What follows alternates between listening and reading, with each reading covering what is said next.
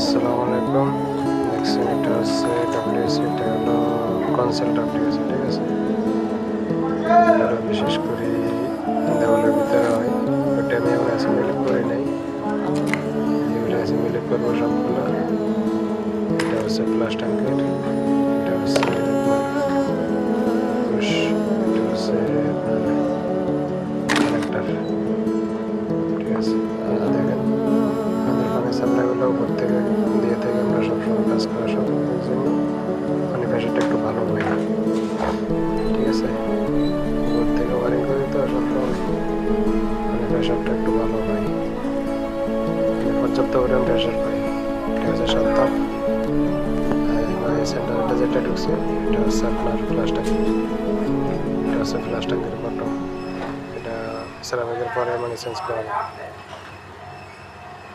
দেখেন এটা হচ্ছে শাওয়ারের লাইন,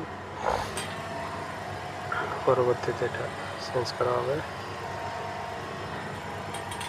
ওয়াশ বেসিন, অনেক